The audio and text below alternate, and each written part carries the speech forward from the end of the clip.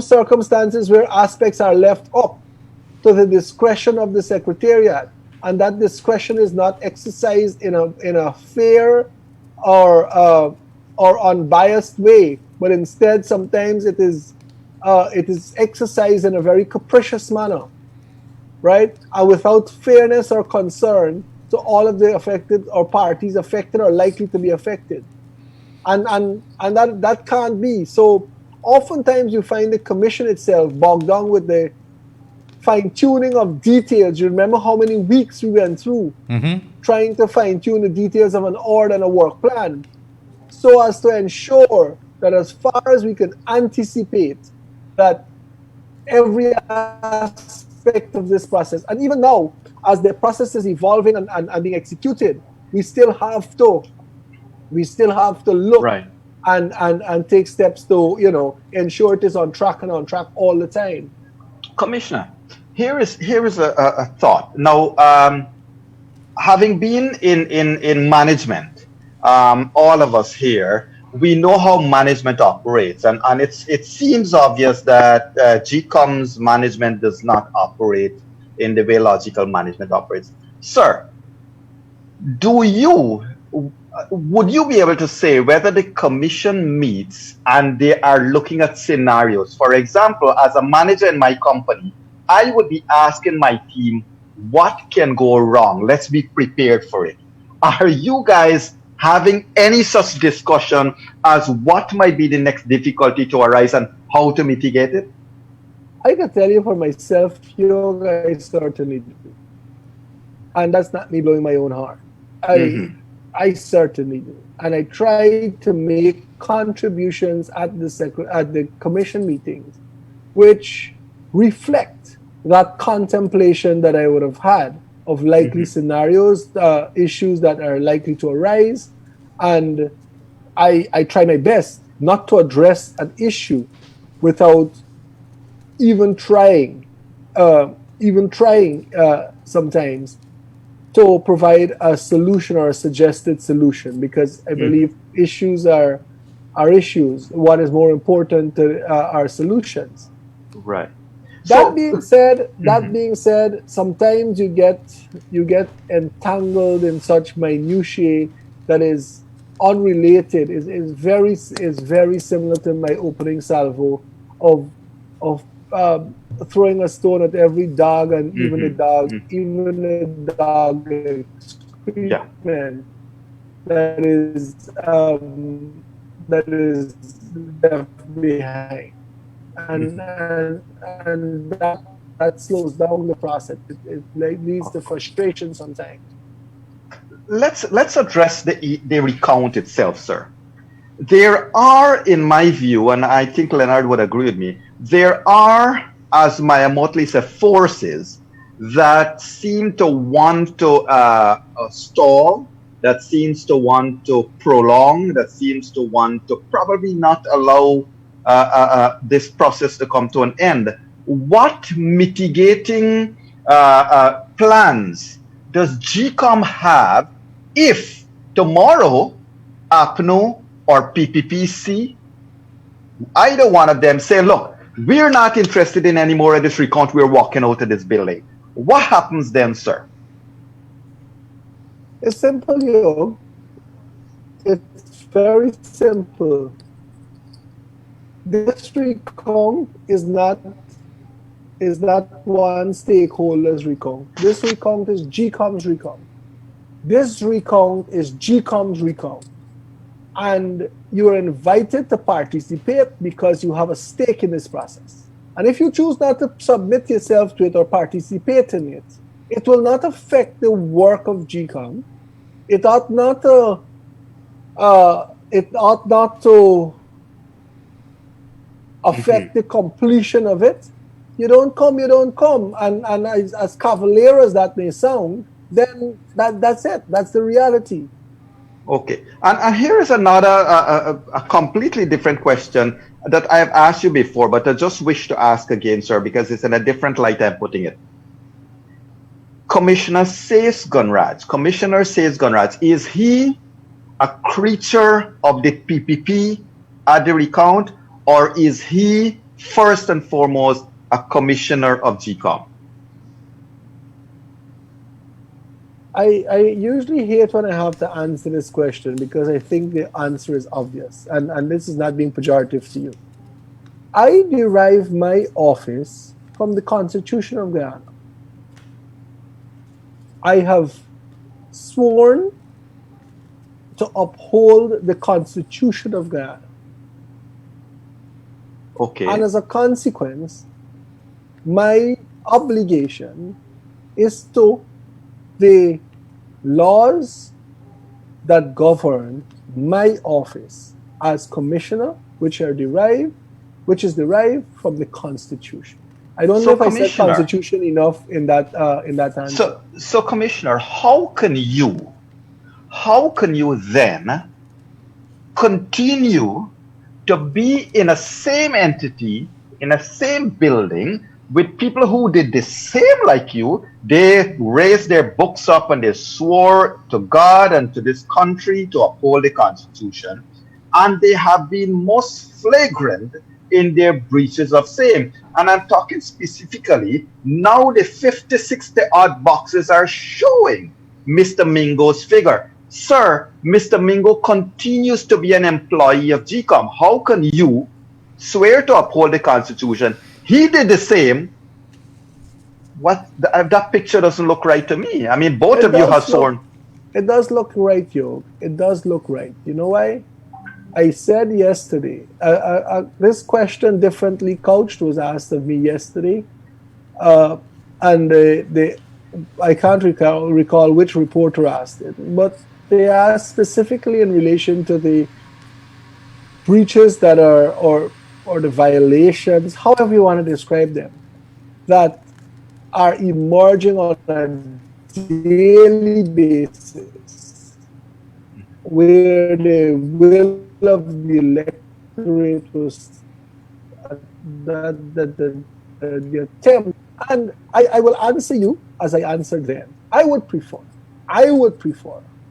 to wait until the entire body of evidence that is likely to emanate from this process.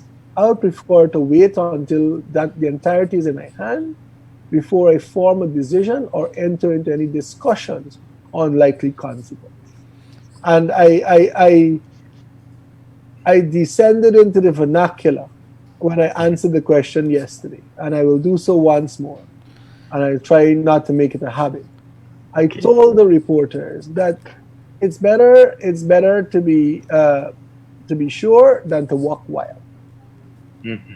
Get everything, and then I'm sure, I have no doubt that this matter will come to the commission, and there must be decisions in relation, one way or the other. But I'm saying very regularly these days as well that what we have is supposed to be a democracy in the commission, so the majority rules. But we will see when that time comes. For now, I am focused, and I believe the majority of the commission is focused on getting this recount process completed so that we get elections 2020 behind us by delivering credible results to the people of Guyana. And Commissioner, quickly, Yogi, if I could ask, sure. One way or the other, Commissioner Gunraj, would you, with or without your commissioner, your colleague commissioners, call for an investigation as COI, with or without them, into the operations of GECOM, not only from elections day, but prior to that, leading up to elections day, and what would have transpired afterwards? Are you willing to tell the Guyanese people that you're willing to call for COI?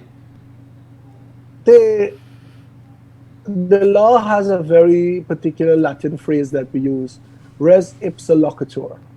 The facts speak for themselves. And I don't want to comment on some of the commissions of inquiry that we've seen established and determined issues in this, established to determine issues in this country. Right. But what people also say, what you can see in the day, don't take a fire stick to look for at night. if these But breaches are so glaring, why is a COI necessary? I understand for the sake of completeness and for to ensure that systemic issues, etc., are exposed and dealt with, or determined and dealt with. I understand that. But in particular, in the particular context that you asked about the breaches of Mingo, certainly, I don't believe, as I'm presently advised of what I'm seeing, that a commission of inquiry is necessary. You don't need to. You don't need to. but sir, it is not just Mingo. There is systemic. And, There is. and Look, let's go back. Let's go.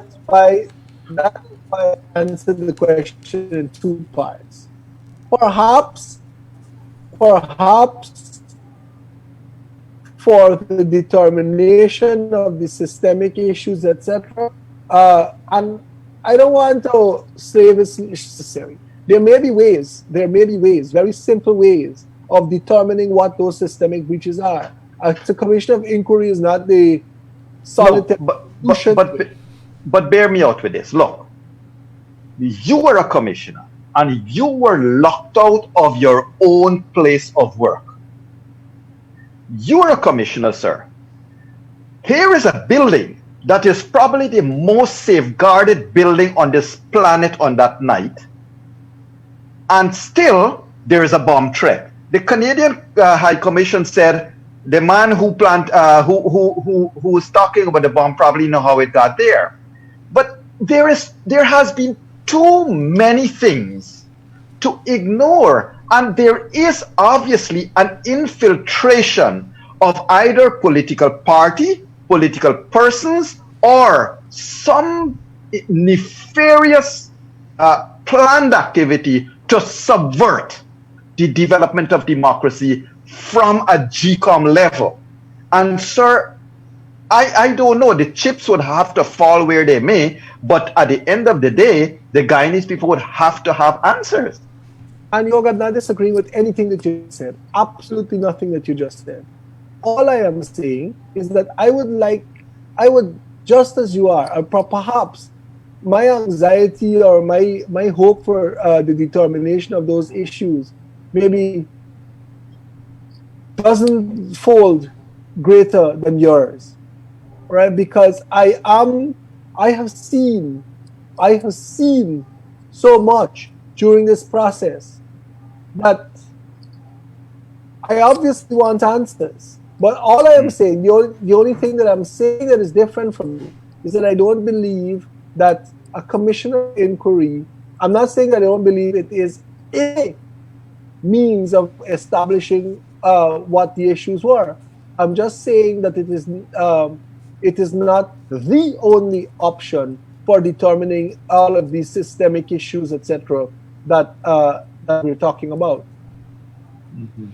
Gotcha. Because I tell you where I'm coming from, because, we are talking to a lot of people in the countryside, and I can promise you that, maybe it is time the people of this country start to take class action against the politicians and places like GECOM and all of that. But Commissioner, you yourself would have been under some severe threat with the contempt case, because, when those cases are there, it affects the entire operation. But let's come back to today.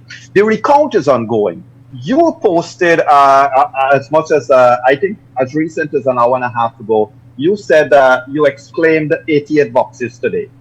Yes. If we were to go with this recent number of 88 boxes today, in another 14 days, we are hitting probably 1232, about 1200. That is still 500 short of where we have to be. Has GECOM sat as yet to say, if we continue with 12 tables, how are we, or what number of days we're going to get this declaration by? Maybe it's a breach, or maybe it's a failure by GECOM to look at the statistics in a frontal manner that you just suggested. But at the end of the day, everyone knows the numbers, and every number, from number of boxes that is being done per day the time it takes for a box, the number of days left, the number of boxes left, all of that. We even know the elections results, but that's another story. Everyone knows the numbers, yo. And while it may not be put up on a spreadsheet or a whiteboard or in some pictorial form in front of us to discuss, everyone knows the number. And as a consequence, we know the factors that will militate towards the speeding up of this process. More tables obviously mean more, you could process more boxes in a day, more hours in a day, efficiency, whereby it takes less time to deal with a box. And these are all numbers that we are dancing with. I expect in short order that we will be discussing because we have out of necessity to revise that order and have an addendum before it expires. And so I believe we owe it to ourselves. We owe it to ourselves, and we owe it to the persons to whom we are answerable, and that is the Guyanese public and persons touching and concerning this process, to have some definitive time there. Are you able to confirm? I'm not sure whether you can speak about it. Are you able to confirm or reject that out of the 10 workstations, the original workstations, 8 of them would have been doing an average of 3 to 4, sometimes 5 boxes a day, but there were 2 workstations that was doing an average of 2 to 3? I wouldn't hold myself to the specifics, but I can tell you that there are stations that have done as many as 10 boxes. Today, I think one station did 11 boxes. On the weekend. We should give them a prize. No, but that is an issue that was raised at the commission level, and it was raised by one of the stakeholders. Let me finish, yo. It was raised by one of the stakeholders that the process or the remuneration to staff should be incentivized. Performance should be incentivized. Aha. That's what I want to ask you about. Right. Commissioner, I want to ask you this question. All of the persons who are counting, not the GECOM staff, the party agents that are present in the room, are they getting any form of remuneration from GECOM? No. Okay. The persons getting paid are the GECOM staff. Okay, got you. Well, I wanted to ask you that from the perspective of the incentive, whether they're incentivized to speed up the process. So tell us a little bit about the incentives. So one, and this is a suggestion that was made to the commission by the leader of the opposition, Mr. Jagdeo, when he met with I think it was yesterday that he met with the commission. It was one of the issues raised, and as a suggestion, he made that suggestion. But even prior to that, one of the suggestions that I had made to the commission is, look, we should have a quota system, and I think I spoke about this publicly. We should have a quota system. You assign 10 boxes to a station, and you have to finish those 10 boxes. When you're done, you go home. If you're done at 10 o'clock in the morning or you're done at 7 o'clock in the night, you go home.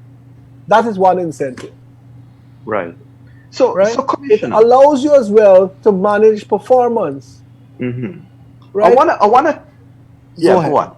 I want to take you back to something. I know we're talking about the incentives, but we're going to be running out of time soon, and I just want to take you back to something. There's been a lot of debates.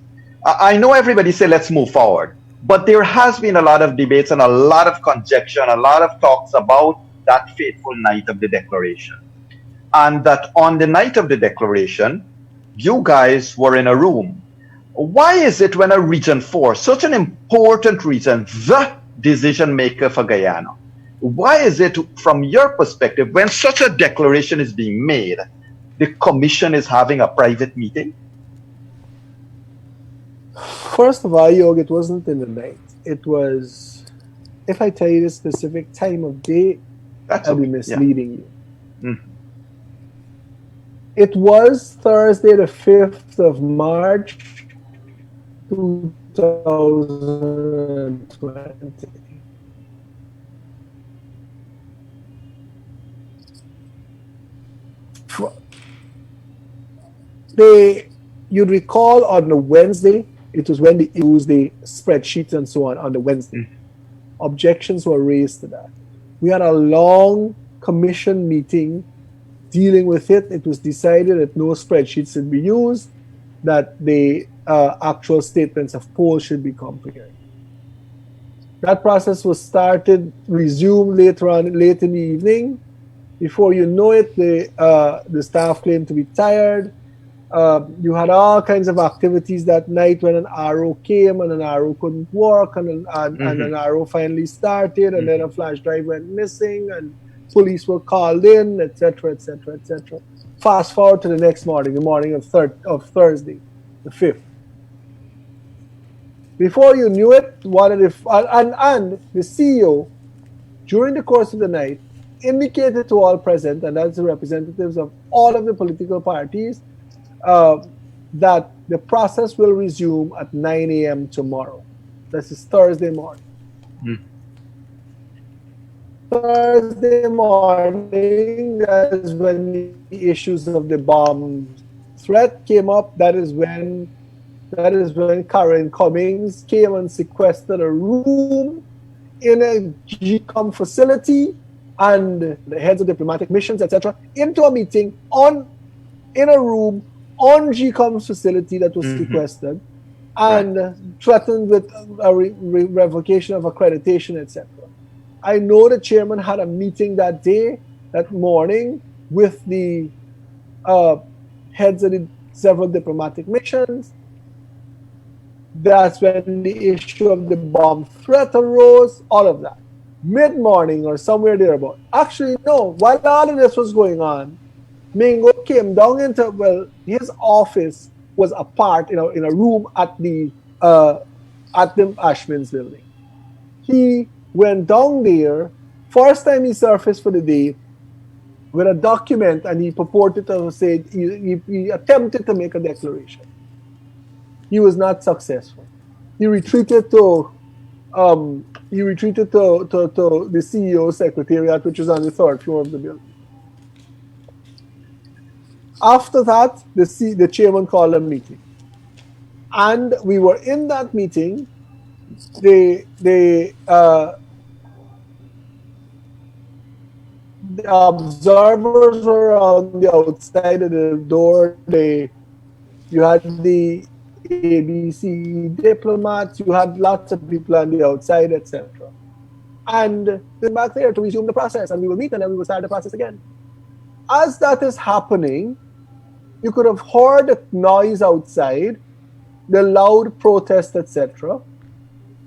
And I recall being the first person to get up from my seat to go outside, because, like you, I can't be sitting in a room in a building and of such importance, national importance, and hearing a loud noise outside and will remain seated and calm.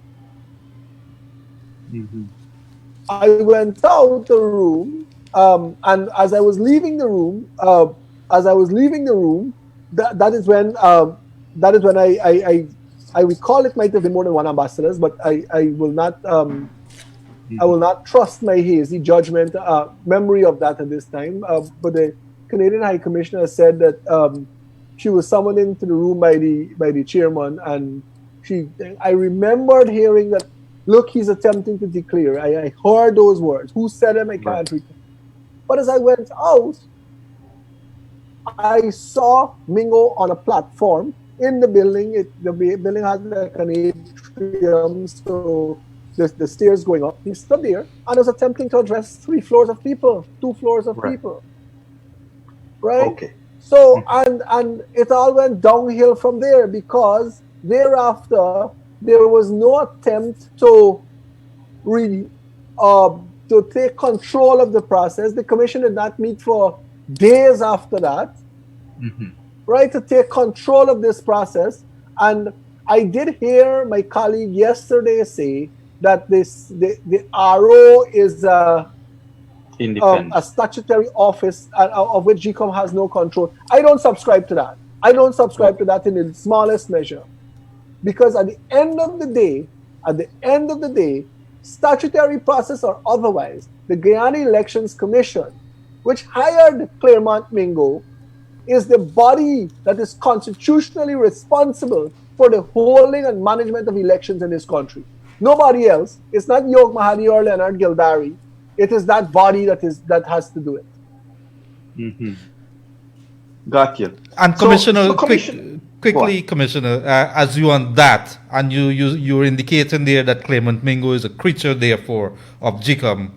Did you or any one of your colleagues ask, or have you asked the Commission or the Chair, where is Clement Mingo at the moment, and is he needed at this moment for the sake of closure, among other things? And the reason being is that we would love to have him here to interview him. That's correct. That's one of the reasons. On the two, you're gonna have to do that work for yourself. But did you ask, Commissioner? Did you ask? Are you interested? When Claremont Mingo needs to be found, the police will probably go looking for him. That's another story. Okay. When this issue about the activities of Mingo, particularly the fraudulent declaration that he attempted to foist on this nation, was raised, my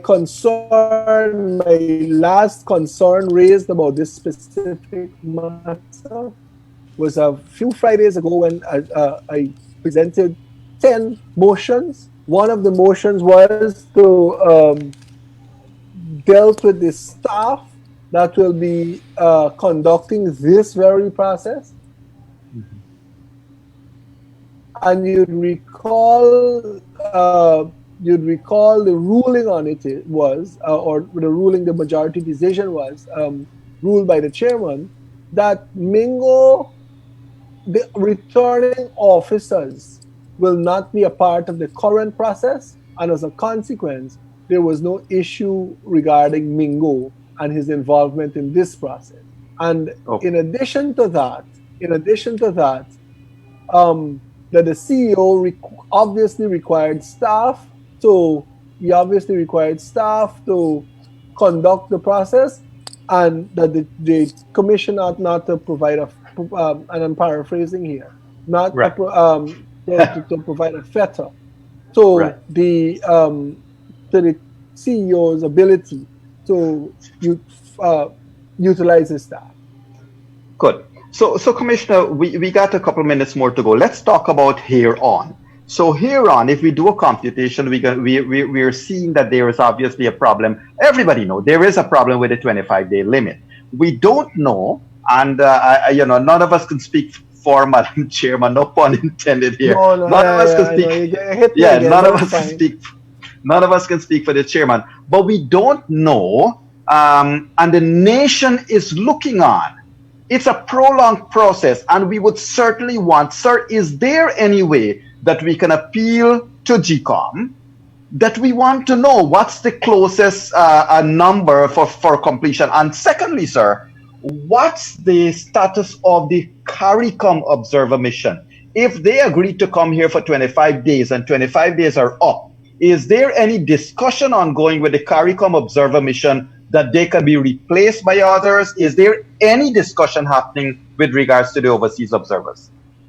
I can answer your second question first and say, as far as I'm aware, and in relation to any interactions that I have had, no, that there is no discussion, at least involving me or my involvement in the commission in relation to the extension or of the CARICOM observer mission. However, to answer your other question, the maths is I know this country has a problem with maths, but the maths no, not this country. Some people in the country. Well, yeah, that's an indictment on the country, and I apologize. I seem to be doing it all the time today. As we speak, there are under 1,500 boxes to be completed. Today, we achieved 88 boxes with 12 stations. If a few more stations are one, you increase the number of stations. And you're enumerating this again, as I've done earlier. One, you increase the number of stations. Two, you improve on the efficiency of this process.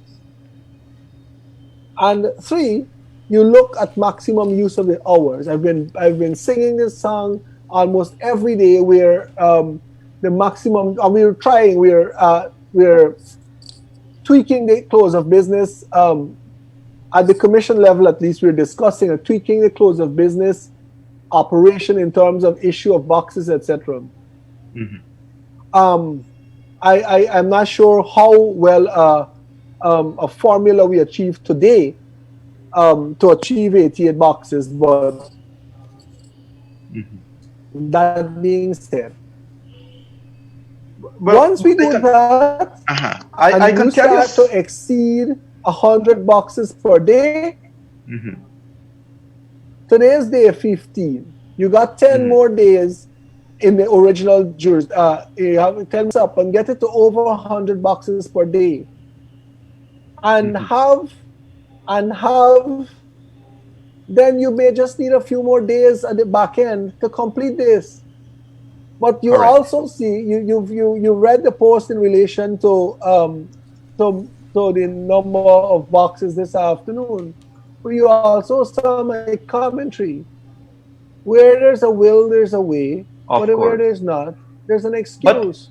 But Commissioner, here is the other thing. I mean, from one side, if we want to be optimistic, we could say that, okay, if you go with an average of 85 per day and you have 1,420 odd boxes more to go, that gives us about 17, 18 days more to go. So worst case scenario, Leonard, is you're looking at under 20 days more to go. That is if GECOM would not do anything to speed it up.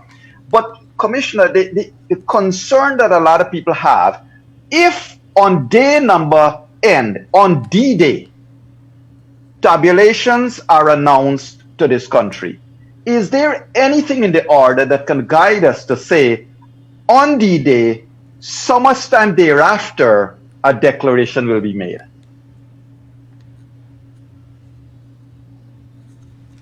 I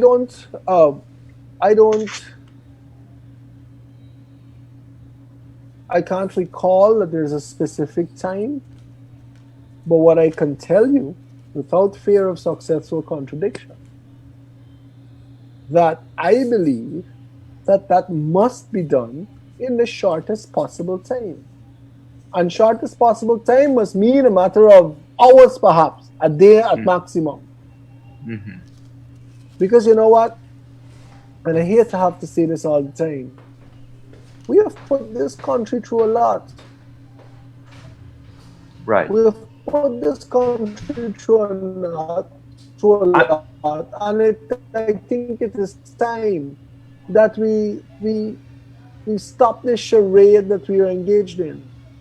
And Commissioner, with 4 minutes to go, the concern has been that the last time around, March 5th, 6th, 7th, thereabouts, the last time around, it's when you got to about this stage that everything fell apart. When you're getting to this stage, things start to fall apart. And that's my question to you. Isn't there the bigger risk that things can fall apart here on? I'm not a pessimist, Yog. But be a realist. Be a realist. I'm a pragmatist. Mm-hmm. And as a consequence, I can't be an ostrich and bury my head in the proverbial sand. Because while they talk about burying your head in the sand, picture how the ostrich is. There's a particular part of its anatomy that is exposed. And I wouldn't want to find myself in this stage, in the state of the ostrich. I am wary of it. I am very well aware of what happened before, unfortunately. And I am paying very keen and acute interest in what is happening, so perhaps as early as possible either observe but more importantly preempt any such steps that will lead us in that direction. Thank you. Well, Commissioner, thank you so much. It's been a most interesting discussion. We have to wrap up. I want to tell the viewers and listeners out there that tomorrow night we have the third part of our elections focus on our discussions focus on elections 2020. Tomorrow night we're going to have the private sector observers. The private sector observers sit with Leonard Gildarie and I here in room 592 at 7:30 in the evening. So tomorrow night should be a very interesting discussion. The observers are going to tell us what they have seen, and we're going to discuss some of these things. Next week, listeners and viewers, I have sent an invitation. Leonard, you and I have been hearing about this 400 people that were killed and 500,000 people that were killed, and a lot of accusations have been made on the People's Progressive Party about those things. I have asked the General Secretary, I've asked the leader of the opposition if he could kindly have somebody come and talk to us in room 592 and address this matter of all these accusations. I think Ms. Lawrence is on record for saying there's 500,000 people. I think it was a slip of the tongue. But, I cannot forget that on GECOM steps, Ms. Lawrence was screaming, murderers, murderers, murderers. We need to discuss certain things very open in this country. So, ladies and gentlemen, viewers and listeners, next week we are hoping to have a discussion on that. Tomorrow we're going to have the private sector observer team sit with us here in room 592. And of course, tomorrow during the day at 1:30, Mr. Leonard Gildarie will hold the fort and pick the show up and take it to another level, of course. Leonard, you want to tell us a little bit about tomorrow? Well, normally 1:30 we go straight to the phone lines and everything, and we bring in our guests to talk about not only elections 2020, but of course COVID-19. So I want to say thank you very much to Commissioner Sase Gunraj as normal, and good night, everybody. And good night to you all, viewers and listeners. Thank you, Mr. Gunraj. It's been a pleasure to have you here. We're out of time. So thank you all. Have a great night, everyone, and see you tomorrow. Thank you, Mr. Gunraj.